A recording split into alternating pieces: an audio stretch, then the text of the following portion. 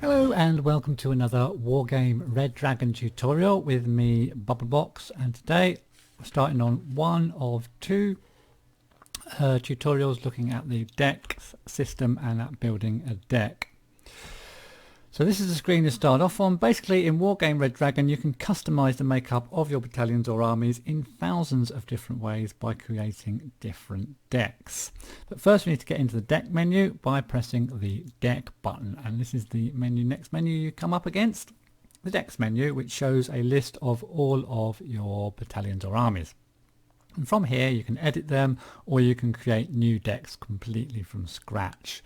So if you have a look at the top along here first, you've got your alliances down here, and you'll either be a blue 4 or a red 4, because at the start of every game you choose to start on the blue 4 or on the red 4 side.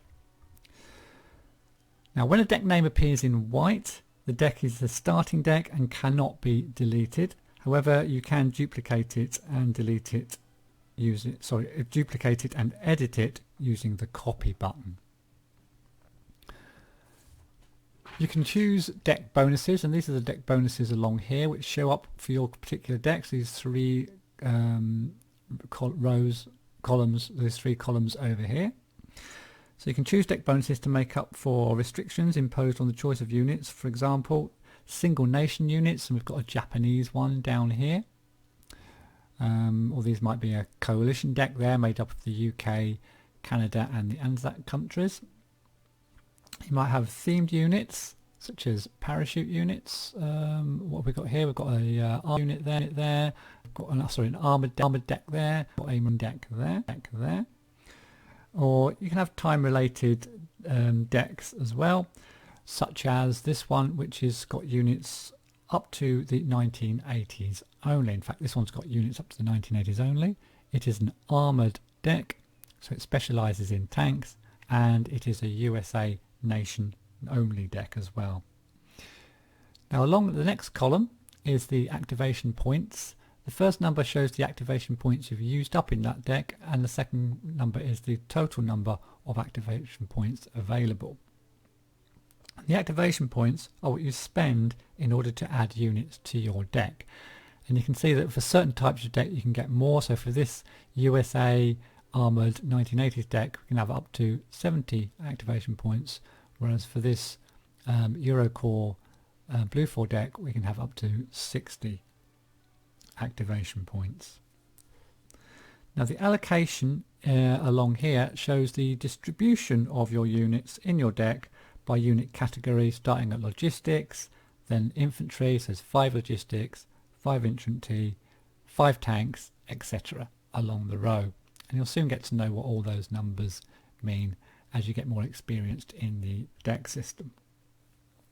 Now also, in order to best organise your decks, you can use the sorting and filtering tools along the top, so you can sort of use various filters to select certain different types of decks. So for example, if I wanted just to show all my starter decks, that's there, or if I didn't want to see my starter decks and wanted to show my other types of deck, I could click all the others up there. You can change the order of your decks according to the selected criteria as well. So you choose your criteria and then you can click on one of these boxes. So you could want to see all the red 4 first. So let's have the red 4 at the top. You can click on that and put the red 4 for the bottom, blue 4 on top. Deck name, you can put that in alphabetical order from A to Z or from Z to A, etc. along there, choosing whatever different things that you want to have a look at. But basically one click sorts your deck up and the second click sorts your deck down. So let's get on to creating a deck. Now in the list of decks which we have here, the create button enables you to choose the name. So if you click on, you can choose your deck name, the alliance that you want, possible bonuses, and apply to your new decks. So let's give ourselves a name. We'll just call ourselves quickly Bubtut or something like that. Faction, you can choose either red 4 or blue 4. So blue 4 includes the USA, the UK, France, Canada, Sweden, Norway, Denmark, West Germany, the ANZAC Corps, which is Australia and New Zealand, and South Korea and Japan. The red 4 group, or red 4 decks, include Soviet Union, China, North Korea, Poland, Czechoslovakia as it was then, and East Germany as it was then as well. Now, national coalition decks, you can restrict yourself to the units from a single nation or the units of a given coalition. Now, in return for this, you access the prototype units for those nations, and you receive an availability bonus for all the units in the deck according to the selected country. So, for example, if I chose Red 4 and the USSR, it'd tell me that all my prototypes are unlocked.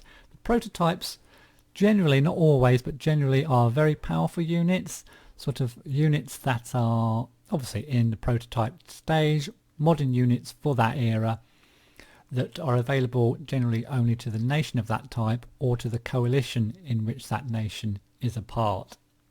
So you get these powerful units when you choose basically nations or coalitions. But there are other bonuses you get. For example, if I chose to play as East Germany only, you can see the prototype units are unlocked as for the Soviet Union, but I get a plus 40% availability for units of this type. This makes up for the East Germans having not such good units as some of the other nations, such as the Soviet Union, but you get a lot more of them to make up for this. So yeah, and the same goes for the blue 4 countries as well. So you can also specialize in the type of unit that you want to bring out. So you can specialize in one theme by using only a certain type of units. Now, in return, you benefit from more experienced units, and you can access additional squares to a lesser cost in the deck building screen, which we'll go over shortly. Now, this enables you to specialize in the role you selected. So, for example, the easiest one probably to show is the armored. So if I wanted to specialize in tanks, for example, I would get +1 experience point for the units of all my types of tank. I would also get all units of type tank, which cost -1 activation points, and I'd get an extra 4 slots available for all the tanks that I can have. Basically, I can have a lot more tanks, they cost less activation points, and they will be more experienced. On the downside, you're restricted to certain types of units, so you won't have as wide a choice in many of the other departments like support, logistics, vehicles, choppers and planes and stuff like that. So we'll put that back to normal. And just to go over quickly what they are, if you want a motorized deck, these are basically specialized in reconnaissance and vehicles. Armor specialized in tanks, as I said. What else have we got? Airborne, which is basically your paras in helicopter airborne, infantry and stuff like that. Support specializes in logistics and artillery. Mechanized specializes in vehicles and reconnaissance. Marine specializes in naval support. There is one other one at the bottom here which is worth noting. It's the Navy, and the Navy is sort of an unusual one in that if you want to play on a water only map, then which doesn't have any sort of land masses, then you have to play a Navy deck, and these are dedicated exclusively to naval action. This type of deck uses only ships, anti-ship planes and anti-ship helicopters, and only normal decks can be played on only the naval decks rather can be played on the sea maps. So we'll get rid of that. Okay, so lastly we'll have a look at the era, and you can select your a year limit for the units that you want to use, and you can either select before 1985 or before 1980, or you can have all units up to 1991 as the default. Now, when you restrict your deck to a least modern unit, so if we go to before 1980, you benefit from additional activation points. So in this case, we'd get an extra 10 activation points added to the 60 we already get. And that enables you to basically add more units to the deck. Now, of course, these units aren't going to be as powerful as sort of more modern units, but you're going to be able to get a lot more of them. Okay. So the next thing, of course, that we want to do is create our deck. and that is going to be the topic of the next tutorial. So please, I'm going to upload these two tutorials together, but I want to keep them less than 20 minutes each. So have a look at the next tutorial if you want to learn now how to actually, what this deck grid means, what all these numbers mean, and how to start building your new deck. Thanks for watching, and I'll see you in the next tutorial.